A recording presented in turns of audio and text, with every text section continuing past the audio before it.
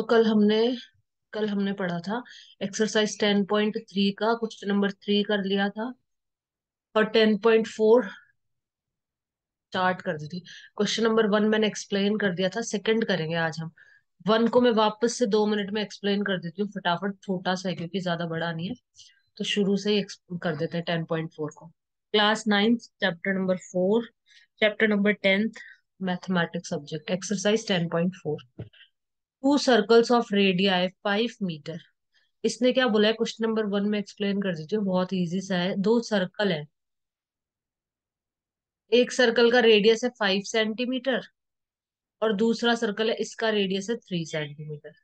ये दोनों इंटरसेक्ट कर रहे हैं एक पॉइंट पे, यहाँ पे ऐसे। जो इनके जो सेंटर्स है ना, उनके सेंटर के बीच का डिस्टेंस है 4 मीटर। अब देखो यहाँ से एक चीज समझना कि जो बड़े वाला सर्कल है ना, इसका रेडियस कितना है, 5 सेंटीमीटर है ना। और इन दोनों के सेंटर का डिस्टेंस है 4 मीटर, 4 सेंटीमीटर। इन दोनों के सेंटर का डिस्टेंस कितना है, 4 सेंटीमीटर।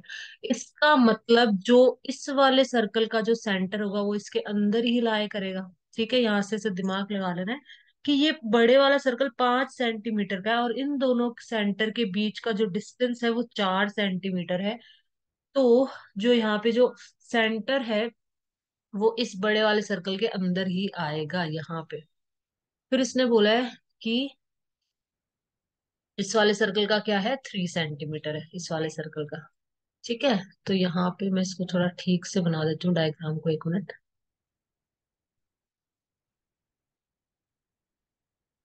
यहाँ पे सर्कल हो गया और फिर ये यहाँ पे दूसरा सर्कल हो गया। और ये कॉर्ड बोलिए इन्होंने, कॉमन कॉर्ड। कॉमन कॉर्ड ये हो जाएगी ए बी। कॉमन मतलब इस वाले सर्कल की भी कॉर्ड है ये, और ये इस वाले सर्कल की भी कॉर्ड है। ठीक है, दोनों की कॉर्ड है। क्वेश्चन नंबर 1 एक्सप्लेन कर रही हूँ मैं, ठीक है। तो यहाँ पे देखो, इन दोनों के बीच का डिस्टेंस कितना है, 4 सेंटीमीटर। ये कितना हो जाएगा, 5 सेंटीमीटर। ये ओ है ना, ओ ए। और इसको कुछ भी ले लो, पी ले लो, कुछ भी ले लो इसको। मतलब ओ डैश, सॉरी ये तो ओ डैश है वैसे भी। दूसरे सर्कल का सेंटर है ना, तो ये है 4 सेंटीमीटर। ये इन दोनों के बीच का डिस्टेंस है 4, और इन दोनों के बीच का डिस्टेंस है 5। और ये जो सर्कल है ये इसका रेडियस कितना है, 3। तो ये रेडियस मतलब यही तो है, तो ये आ जाएगा 3। तो ये भी आ जाएगा 3, दोनों रेडियस ये। तो इस कॉर्ड की लेंथ तो 6 आ गई ना, सिंपल सा। Length of the common chord is 6। क्योंकि जो ओ डैश ए है वो इसका रेडियस है, छोटे सर्कल का रेडियस ही तो है ओ डैश ए। तो इस कॉर्ड की लेंथ कितनी आ जाएगी, 6 सेंटीमीटर। क्योंकि 3 सेंटीमीटर ये रेडियस है, 3 सेंटीमीटर ये रेडियस है, तो 6 सेंटीमीटर आ जाएगी इसकी लेंथ। बस इतना सा करना है इसमें। क्वेश्चन नंबर 2 करते हैं अब।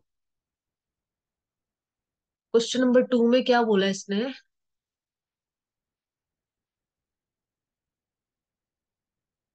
नंबर 2 में बोला है, if two equal chords of a circle intersect within the circle. Circle के दो इक्वल कॉर्ड्स है, मतलब एक सर्कल है इस तरीके से। ठीक है, इसकी दो इक्वल कॉर्ड है। एक तो है ए बी और दूसरी ले लेंगे सी डी, और दोनों एक दूसरे को इंटरसेक्ट कर रही है। मतलब इंटरसेक्ट करना मतलब एक दूसरे को काटना। तो इंटरसेक्ट करवाएंगे हम इनको। तो ये ऐसे इंटरसेक्ट कर रही है एक दूसरे को।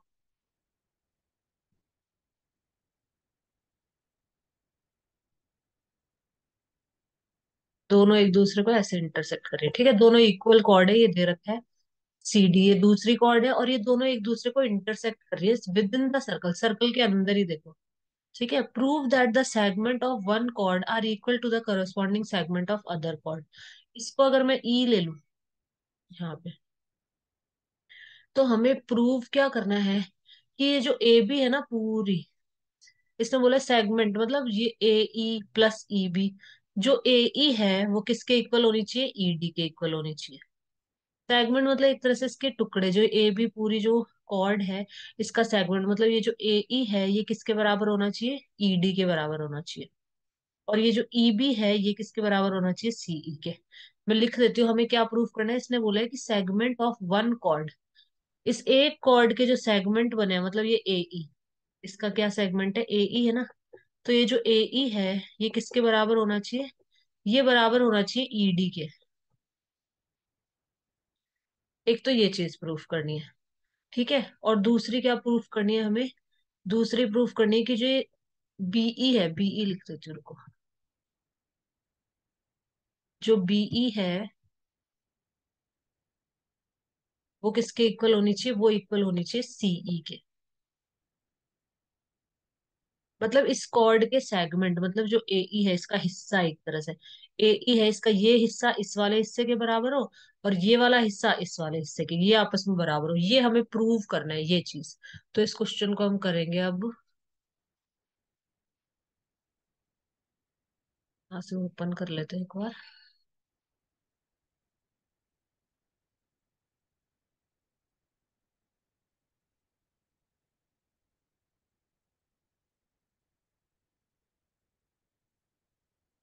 यहाँ हम करें क्वेश्चन नंबर 2, एक्सरसाइज 10.4।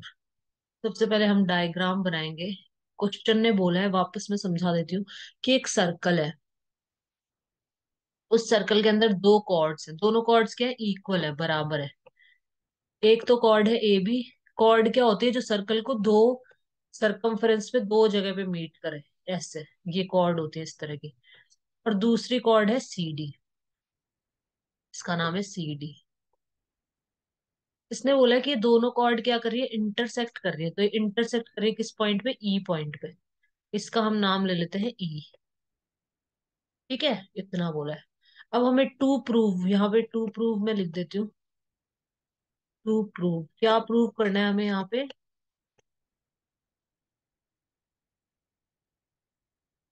हमें प्रूव करना है कि जो ए ई है वो किसके बराबर है, ईडी के बराबर। और जो सीई है वो किसके बराबर है, ईबी के बराबर है।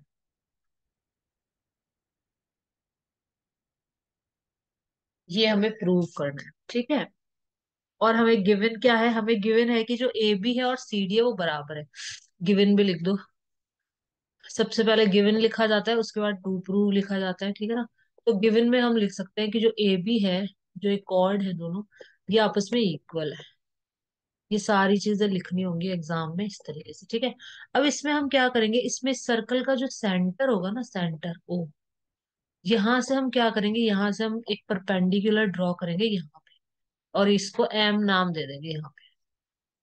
और यहाँ से भी एक परपेंडिकुलर ड्रॉ करेंगे, और इसको हम नाम दे देंगे एन।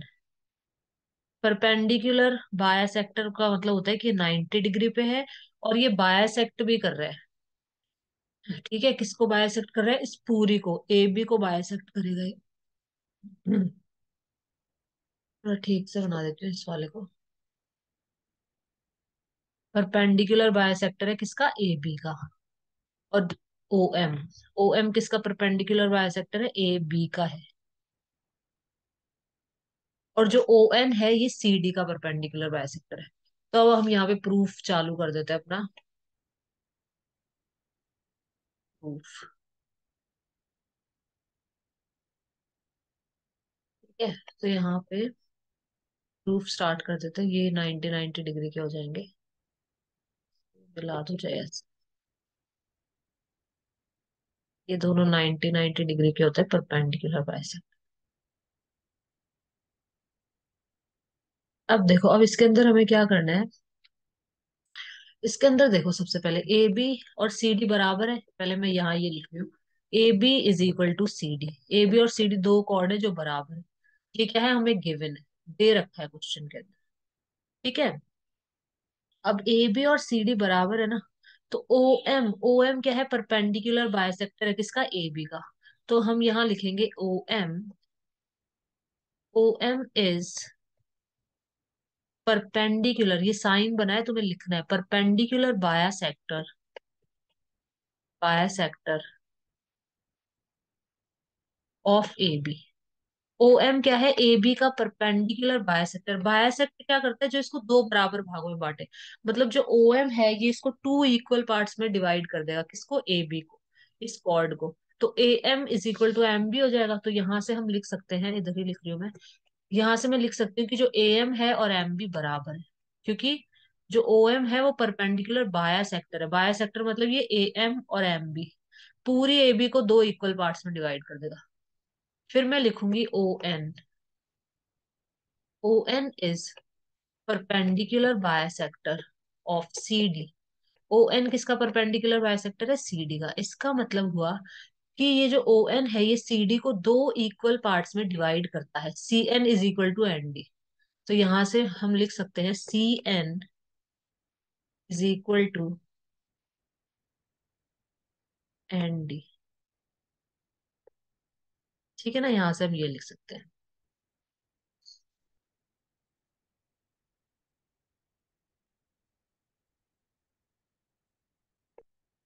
ठीक है, अब देखो, अब ये दोनों कॉर्ड्स आपस में इक्वल है, दोनों कॉर्ड आपस में बराबर है ना। तो इस कॉर्ड का आधा मतलब जो ए एम होगा वो किसके बराबर होगा? एनडी के इक्वल होगा ना। इस कॉर्ड का आधा इस वाली कॉर्ड के बराबर होगा। तो यहां से मैं लिख सकती हूँ, इसको चाहे लिख दो तुम फर्स्ट और इसको तुम लिख दो सेकंड। तो मैं लिख सकती हूँ from first and second, from first and second हम क्या लिख सकते हैं? हम लिख सकते हैं कि जो ए एम होगा वो किसके इक्वल होगा? एनडी के इक्वल हो जाएगा। मतलब ये जो आधा हिस्सा है ये इसके आधे के बराबर हो जाएगा। और जो ये जो आधा हिस्सा है एम बी होगा, यहाँ लिख देती हूँ, एम बी होगा वो किसके बराबर हो जाएगा? सी एन के बराबर हो जाएगा। तो हम यहाँ ले लेंगे थर्ड और इसको ले लो फोर्थ। ठीक है, अब आगे देखो, हमें क्या प्रूफ करना है? हमें प्रूफ करना है ए ई। ए ई किसके बराबर हो? ई डी के बराबर हो, ये पूरा प्रूफ करना है हमें। ठीक है ना, तो अभी हमारा हुआ नहीं है। अब हम इसके लिए क्या करेंगे? इन दोनों को इक्वल प्रूफ करने के लिए, इनको एम ई को और ई एन को इक्वल प्रूफ करने के लिए हम ये दो ट्रायंगल्स को कॉन्ग्रुएंट प्रूफ करेंगे, दोनं ट्रायंगल को। तो हम यहाँ दो ट्रायंगल लिखेंगे, इनको कॉन्ग्रुएंट प्रूफ करेंगे। हम लिखेंगे in triangle O M E and triangle O N E. अगर इन दोनों को हम कॉन्ग्रुएंट प्रूफ कर देते हैं, कॉन्ग्रुएंट का मतलब हो जाएगा कि ये जो एम ई है वो ई एन के बराबर है। तो ए एम और सी एन, ए एम और एन डी तो हमने इक्वल प्रूफ कर ही दिया ना यहाँ पे। अब ये बचा हुआ पार्ट और इक्वल प्रूफ कर देंगे तो ये पूरा ए ई और ई डी बराबर हो जाएगा, एक चीज तो अपनी खत्म हो जाएगी। ठीक है, तो इसलिए हम इन दोनों को कॉन्ग्रुएंट प्रूफ कर रहे हैं। तो सबसे पहले हम लिखेंगे ओ ई। ओ ई क्या है यहाँ पे? ई वो है common chord. O E is equal to O E, bracket में लिख देना कॉमन कॉर्ड। ठीक है, फुल फॉर्म लिखनी है, ऐसे शॉर्ट में नहीं लिखना है।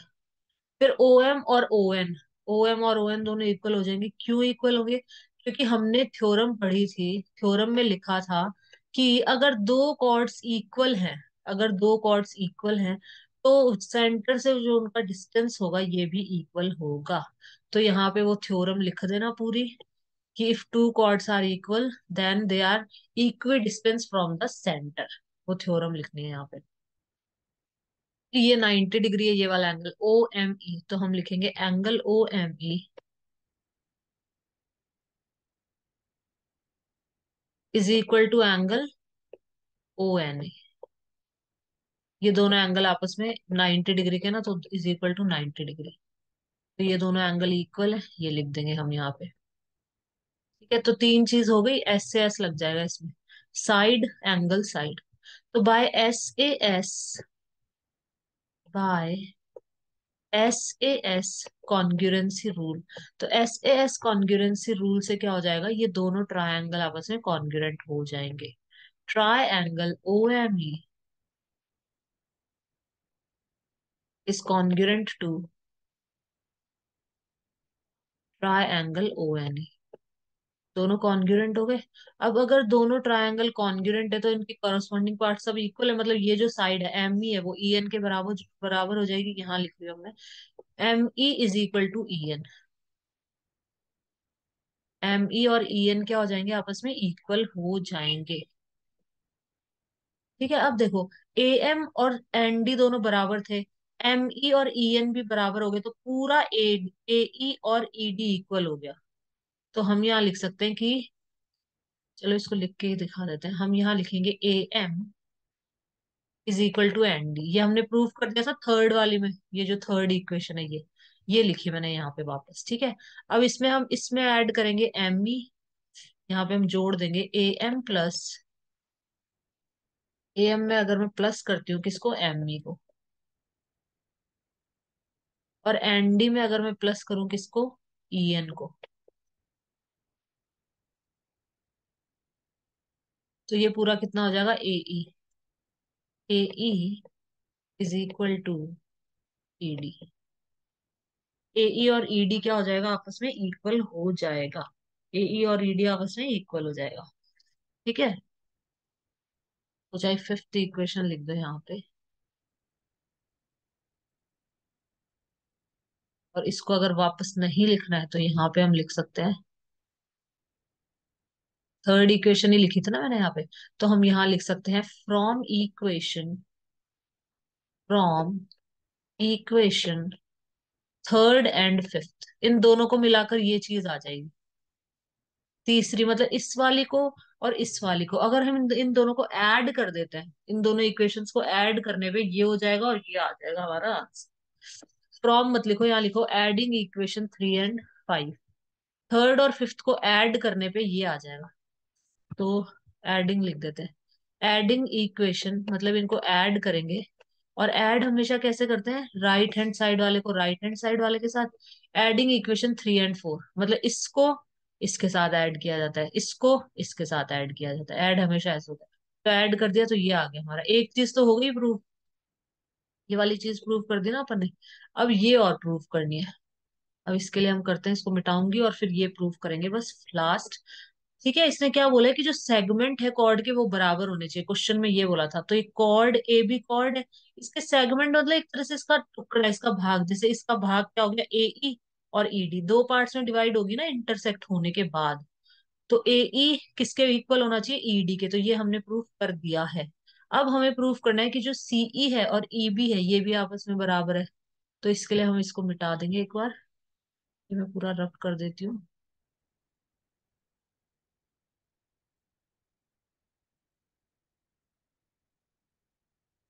चलो लिखा रहने तो यहाँ कर देती हूँ थोड़ा सा, ये यहाँ पे कर देती हूँ मैं इसको।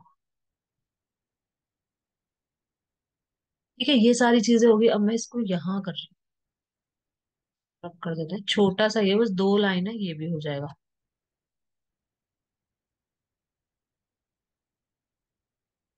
इसके बाद हम, मैं कर रही हूँ यहाँ पे इस स्पेस में, जो खाली स्पेस है इसमें मैं कर रही हूँ यहाँ पे।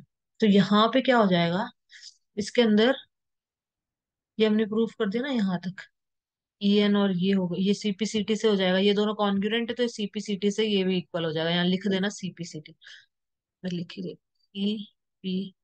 सीटी, ईपीसीटी से ये दोनों बराबर होते हैं, रीजन लिखना होता है हमेशा। ठीक है ना। तो अब हम यहाँ पे लिख सकते हैं इन दोनों इक्वेशन से, थर्ड और फोर्थ इक्वेशन से हम क्या लिख सकते हैं, ए एम और किसको ऐड करेंगे, ये एम भी है ना, और ये कुछ कितना है,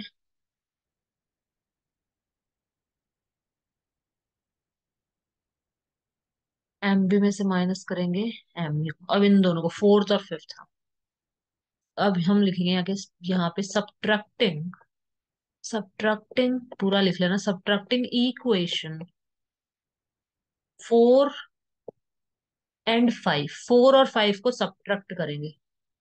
कैसे सब्ट्रैक्ट करेंगे, एम बी में से क्या निकाल दूं मैं, एम बी कौन सा है, एम बी ये पूरा है, एम बी में से अगर मैं एम ई निकाल दूं तो मैं यहाँ लिखूंगी एम बी ये रहा और एम ई ये रहा, इन दोनों को माइनस करना है, तो एम बी में से एम ई को निकाल दो। और सी एन में से जो सी एन है पूरा, ये जो सी एन है इसमें से इस ई एन को निकाल दो, तो ये बच जाएगा ना बस इतना सा।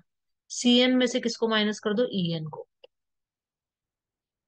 तो एम बी मतलब ये पूरा, इसमें से एम ई को मैंने निकाल दिया तो ई बी बचा, हमें यही चाहिए था, ई बी चाहिए था हमें, ई बी बचा। और सी एन मतलब ये पूरा, सी एन में से अगर मैं ई एन को निकाल दूं तो क्या बचेगा, सीई बचेगा, ई सी या सीई कुछ भी लिख लो, सीई बचेगा यहाँ पे। तो ये भी प्रूफ हो गया, ये दूसरी चीज होगी ना proof, E B is equal to C E. तो हैंस प्रूव्ड। ये हो गया क्वेश्चन नंबर 2 खत्म।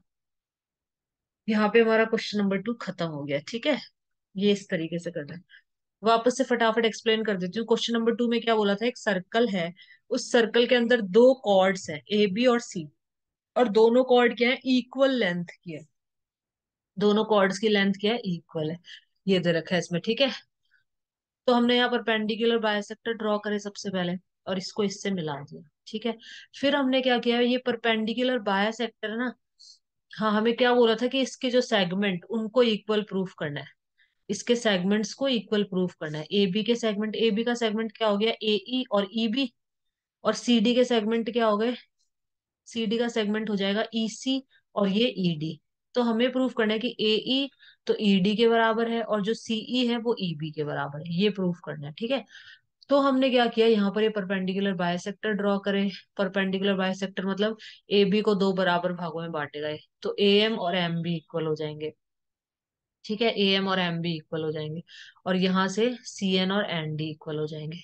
मतलब मैं लिख सकती हूँ कि ए एम जो है वो एन डी के बराबर है, क्योंकि दोनों कॉर्ड्स आपस में बराबर है, तो दोनों का हाफ हाफ भी आपस में बराबर होगा, ठीक है। और जो एम बी है वो सी एन के बराबर है।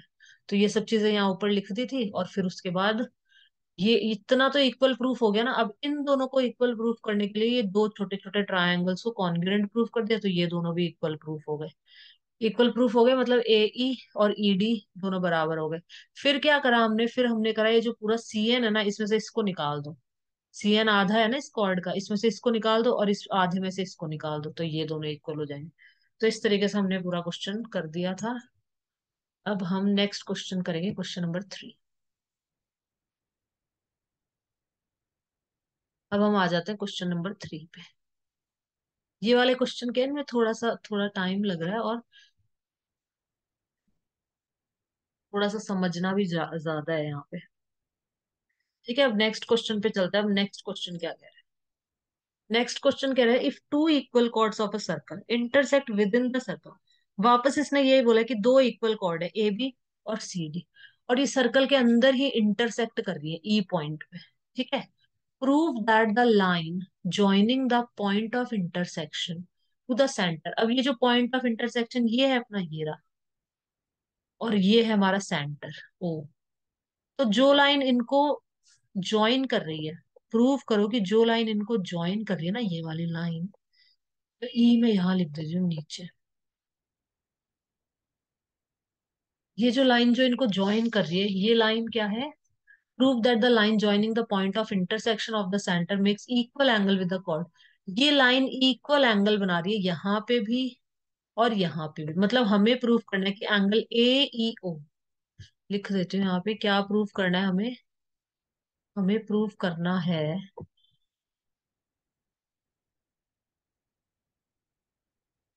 हमें प्रूव करना है एंगल,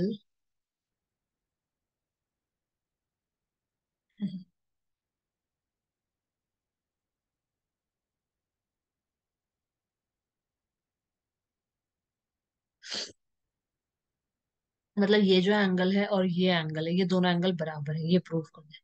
ये वाला एंगल और ये वाला एंगल दोनों इक्वल है। वहां पे वापस डायग्राम बनाऊंगी तो वहां पे वापस लिख दूंगी। तो इधर हम वापस डायग्राम बनाएंगे ना, तो यहाँ लिख देते हैं सारा इधर। तो वापस बना लेते हैं इसका डायग्राम एक बार, यहाँ पे नोट पे। अब हम कर रहे हैं क्वेश्चन नंबर 4। एक्सरसाइज 10.4 का क्वेश्चन नंबर 4। देखो अच्छे से समझना, ये सर्कल है। इन्होंने बोला है कि एक सर्कल है, उस सर्कल के अंदर दो कॉर्ड्स हैं। तो हम ऐसे ले लेते हैं इस बार, चलो। ये मैंने ली ए बी, और ये दूसरी कॉर्ड मैंने ले ली सी डी, सी डी, ठीक है। और इस पॉइंट को ई ले लेंगे, और ये सेंटर पॉइंट अपना क्या हो जाएगा, ओ हो जाएगा। ये हो जाएगा यहाँ पे ओ, और ये पॉइंट हो जाएगा ई। तो इसने हमें बोला है कि जो ये है, ये वाला है, ये एंगल, और जो ये एंगल है, ये दोनों एंगल आपस में इक्वल होना चाहिए, ये बोला है हमको। यहाँ से हम एक परपेंडिकुलर बाइसेक्टर बनाएंगे, इसको हम लिखेंगे एम। यहाँ से भी एक परपेंडिकुलर बाइसेक्टर इसके ऊपर ड्रॉ करेंगे, इसको हम लिखेंगे एन। ठीक है, इतना करना है। तो हमें यहाँ पे क्या प्रूव करना है, मैं यहाँ लिख देती हूँ टू प्रूव। क्या प्रूव करना है कि एंगल बीई क्यू, बीई ओ लिख दो या इसको पूरा पूरा बढ़ा दो एक बार।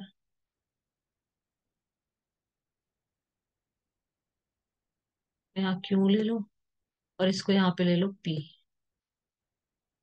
तो angle B E Q, angle B E Q is equal to angle,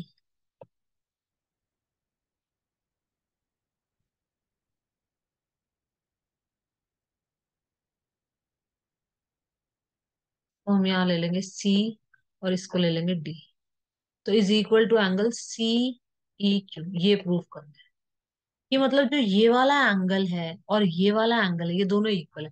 मतलब ये जो इसने बोला है ये जो कॉर्ड है ये किसके साथ, इस लाइन के साथ में, ये जो लाइन जा रही है बीच में से इसके साथ इक्वल एंगल बना रहे हैं। इन दोनों एंगल्स को क्या करना है, हमें इक्वल प्रूव करना है। तो इसके अंदर सिंपल सा हम क्या करेंगे, इन दोनों ट्रायंगल को कॉन्ग्रुएंट प्रूव कर देंगे बस। ये दो एंगल इक्वल प्रूफ करने के लिए ये जो दो ट्रायंगल दिख रहे हैं ना छोटे छोटे, इनको कॉन्ग्रुएंट प्रूफ कर दो बस। तो इसको करते हैं चलो। छोटा सा है ये, तो ज्यादा बड़ा नहीं है। तो हम इसमें लिखेंगे in triangle O E M and triangle O E N, ये जो छोटे छोटे ट्रायंगल है ये दोनों लिखो। ठीक है, ओ ई एम ये वाला ट्रायंगल छोटे वाला, और ओ ई एन ये वाला ट्रायंगल, ये दोनों ट्रायंगल लिख लिए। इन दोनों को कॉन्ग्रुएंट प्रूफ करना है। तो सबसे पहले ओ ई तो कॉमन है, O E is equal to O E, ये साइड दोनों ट्रायंगल के अंदर आ रही है तो हम लिखेंगे कॉमन साइड। ठीक है, फिर जो ओ एम है और ओ एन है ये 90 डिग्री के, O M is equal to O N is equal to 90 degree. Sorry, O M is equal to O N क्या हो जाएंगे, इक्वी डिस्टेंस फ्रॉम द, जो कॉर्ड्स वो होती हैं, एंगल होगा ना तो एंगल लिखना पड़ेगा, मैंने ओ एम और ओ एन लिख दिया। ओ एम और ओ एन दोनों इक्वल की हो जाएंगे, हम लिखेंगे equal chords are equidistant from the center. जो थ्योरम पढ़ी थी ना कि जो दो इक्वल कॉर्ड्स होती हैं वो सेंटर से इक्वल डिस्टेंस पे होती है, तो वो यहाँ लिख देंगे equal chords are equidistant from the center, इतना लिखना है यहाँ पे। ठीक है, तो ये जो ओ एम है और ओ एन है ये भी बराबर हो जाएंगे। अब ये जो एंगल है ये 90 डिग्री का होगा, O M E, angle O M E equal to angle O N E, क्योंकि परपेंडिकुलर बायसेक्टर है। यहाँ लिख देना परपेंडिकुलर बायसेक्टर। ठीक है, ये दोनों के दोनों क्या है, परपेंडिकुलर बायसेक्टर है। या फिर दोनों के दोनों 90 डिग्री ऐसे भी लिख सकते हैं। ठीक है, तो तीन चीजें हो गई एस से एस। ये देखो साइड, ये साइड क्या करा था, फिर ये वाला एंगल, हाँ ये वाला एंगल लिया था ना हमने। तो हमने इसमें क्या क्या इक्वल प्रूफ करा है, हमने इसमें प्रूफ करा है, अच्छा ये आर एच एस लगेगा इसमें, क्योंकि ये राइट 90 डिग्री था। कोई भी एक अगर 90 डिग्री है ना, O N E is equal to 90 degree. तो आरएचएस क्या होता है, पिछले वाले में भी आरएचएस लगेगा क्वेश्चन 3 में, ये नाइन, जब भी 90 डिग्री आ जाए ना तो आरएचएस का मतलब समझा देती हूँ। आर एच एस का क्या मतलब होता है, आर का मतलब होता है राइट एंगल। तो यहाँ पे एक राइट एंगल लिया है 90 डिग्री। एच का मतलब होता है हाइपोटेन्यूज, हाइपोटेन्यूज हमने प्रूव करी, ये हाइपोटेन्यूज है सबसे बड़ी ओ ई। ठीक है, और एक साइड मतलब ये, तो इसमें आरएचएस लगेगा। तो बाय आरएचएस, जब भी 90 डिग्री का एंगल अगर इसमें लो ना, तीन चीजों में 90 डिग्री एंगल, तो आरएचएस लगाना है, हमेशा ध्यान रख लेना। Right hand side,